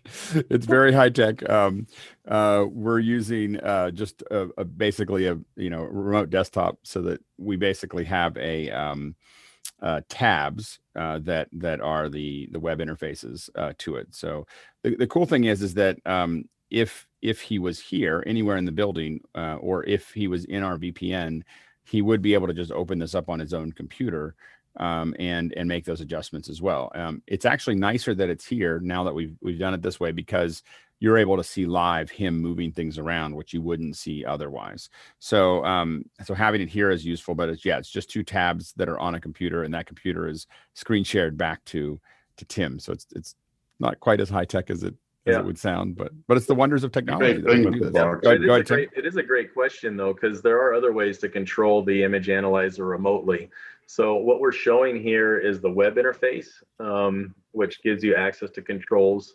You can control the image analyzer on screen directly. So I don't have control over that, by the way we've got it set up, but all of the settings here are available directly on the output of the image analyzer. So on the image analysis side, if we can go back there. But beyond that, the image analyzer also supports remote desktop. So you can definitely remote into it and be served up the output of the analysis tools, the 4-quadrant view, and be able to configure, control it remotely. Yeah, and I think that a lot of these you do end up with that hardware hidden away somewhere. So being able to get to it remotely and be able to make it, and then you said it's all is. I know we talked about the FSHDR, but the color analyzer also has REST support. Correct. So if you wanted, you could build your own interface, or you could tag things to do your own whatever you want on your end to tell it what to do. That's what the REST API will allow for. Is you don't the interface is what that interface that you're using here is doing REST back to it. Is that correct? I mean, that's how it's controlling it. That is correct. Yep. So anything you can do on the web interface with AJA, you can do with your own interface. So if you have the coding capabilities or someone on staff that does, you can get that done. Next question. Absolutely. This is the last general question. Charles Klein of New York City. Thank you, Tim and Bryce. Incredible piece of equipment. What challenges did your team encounter during development in regard to processing so much data? That's a fair question, and I'm not sure I'm qualified to answer that. The R&D team has they got their own hurdles they got to jump in order to meet the needs of the market requirements. So I'm sure they had some challenges, but we got a high-powered GPU in the image analyzer itself to help us manage the high bandwidth video. I think we have one more question. Well, let me just finish. We've also got the AJA COVID card in the PC, which is also helping to manage COVID. All COVID. I know. I had to go back and look. I was like, is it really a COVID card? Nah, I was like, but we make that mistake all the time. It used to be a company. I Did you remember guys? COVID. Did you? Was that kind of a when this whole thing kind of unwrapped? Were there a lot of meetings about that? Not so many. Yeah, it's actually COVID, but ever since then, it's been hard to keep it straight in one's head, right? Yeah, I was like, well, it's close, but every time I say COVID, it comes out. People are like, COVID? You have a COVID? What? How does that work? Does that analyze something? Anyway, unlike Corona beer sales, which went down, that didn't impact our COVID card sales. Go ahead, I Tucker. don't want one of those. Just a general question, since most of the people in here are related to streaming in some ways, is there anything else, any other product line that would be interesting to this group, like the Hello or the dedicated streaming boxes and some of those things? The Hilo. Go ahead. Yeah, Bryce. the Hilo. Yeah. Yeah, and when it comes to streaming, we've actually got a wide range of solutions right now, which is obviously being healthy for the company during this time period. It can be as simple as running a UTAP, which is a USB 3 input, capturing, sending that off, Zoom calls, etc. The frame IO stuff that Michael Cioni does actually has a UTAP going on there. You step up a bit and you get to something like the Hilo, which will both do H.264 recording while simultaneously streaming to all the major social services, your own CDNs. We've got a lot of house of worship stuff that has obviously looked at that for a simple solution. And then Bridge Live, which is a very recent product, is really key because when it comes to Bridge Live, you can handle both Ultra HD if you need to, but it'll also handle simultaneous HD streams. And that can be 4 of them. So there's a lot of projects backhauling, for instance, to avoid satellite fees between broadcast and location, and just the ability to provide a range of different streams. And you can, of course, encode to all sorts of codecs, including JPEG 2000, by the way, is an option if you look into the really high quality stuff. But you've got HEVC, you've got H.264, you've got your MPEGs. So there's a lot of flexibility right now within our streaming workflows. You sort of need to look at what you're trying to achieve, what you want to build into. And then, these remote workflows, I don't see this going away, once COVID slows down in terms of its impact. I think this stuff is here to stay in the sense of the efficiencies, the ability to actually have more people work on a project when it's going remote. And something like Bridge Live, you can take the same signal and you can, of course, send it to multiple destinations, and they can have different compression levels going on. So you can send a really high quality signal off to your creative team, while perhaps an executive is just wanting to see what's going on, gets, you know, a much simpler feed. So it's a complicated world. We're all learning as we go in terms of what the real needs are, I think. But the ability to move backwards and forwards between baseband and the codecs, and the ability to handle metadata that's going on as well. It's kind of exciting times in some ways, and related to the color stuff that we've been doing as well. We're increasing, you know, the automatic recognition of signals over SDI, that type of thing, through the VPID info that'll help people work a lot more simply and a lot more efficiently. That's a lot of what AJ is really about, is getting you from one place to another, and they're just trying to make it as simple as possible, because at the end of the day, we all want to spend time in creativity and not get too lost in the technical weeds. Great. I think we have one more question from Stuart. Yeah, we do. Stuart, Can't leave Stuart's question out. Our resident Cyan owner. Yeah, that's right. Wearing his hat today. No, can you relay to the management that the Cyan users group, hi, I'm one of the admins, would like to access any software development kit for developing our own firmware features? Well, that's an I should add, interesting since it's gone end of life. And yes, we would sign NDAs to keep it private. Well, Stuart, thanks very much for that request. We can always look at that internally, see what may or may not be doable. But yeah, it's one of those things when you sometimes develop a product and we've got a large portfolio of stuff, and we had to reach a natural end with it. But the legacy is still there. What we learned about color, you know, when you start to work on something like a camera, it really reveals how complex color really is. And I think one of the great things about what we've seen with the analyzer today is we're trying to help you not get lost in the weeds.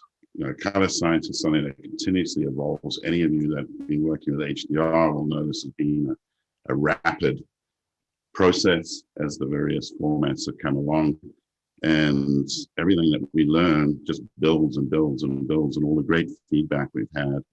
But a lot of what this year is about for us is trying to simplify a lot of those workflows, so we take a lot of the fear out of it, give you as much simplicity as you can, and ensure that really where you're spending time, as you know, if you work with cameras, is trying to get the image right in a way that is satisfying for you as the artist, and of course for the audience that's finally going to watch it.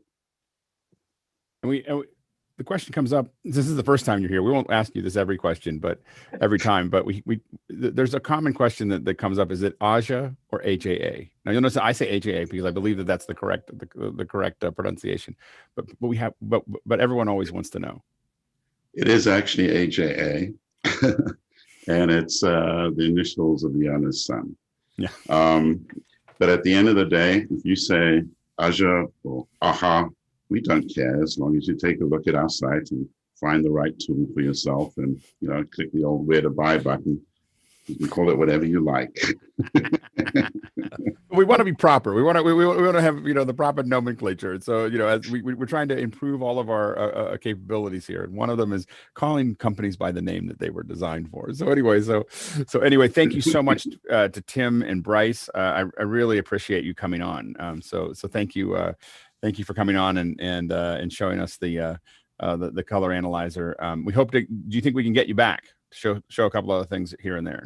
Was an okay experience? I would love to. This has been great, and thanks for all the great questions as well. Yeah, absolutely. Feedback is part of the whole routine of trying to continue to develop better products and think in new ways. So this type of thing is really great. Great. Thanks. Agreed. Yeah. Awesome. Very, very good conversation. Very good questions. Happy to show off the product. Happy to talk to people who are knowledgeable about things and want to know more. And I think this is a great venue for that. So thanks for having us. Awesome. Thanks, Tim. Thanks, Bryce. For everyone else, we're going to start the post show here in just a second. A reminder that I will be trying out this the Clubhouse thing. I know I sound like an old man, a crusty old man. We're gonna try this. We're gonna try this Clubhouse thing because this is what all the kids are doing. We're gonna try it. So anyway, we're gonna jump on at 7:00 tonight. So you can find me on if you are looking for them. I think we're gonna put up a forum that's for sharing invites so we can get our people in there. But we're gonna give it a try at 7, and then tomorrow we're gonna talk about building studios. So like little studios, not big studios, but how we build our own studios. We're going to show a little show and tell of how some of us are doing it and how we've approached, kind of studio design at a budget. So, and maybe only semi-budget at certain ones. So, Alex, so we'll there is some discussion of trading those invites on the RFI subset of the Mukana chat. We'll put up we'll get a channel up right after this show, and then we'll have a Clubhouse channel that we can just use to tell people that, hey, I have some, and then send me a direct and we'll get it connected. All right, see everybody. See a lot of you tomorrow morning. See some of you tonight, or hear some of you tonight. All right.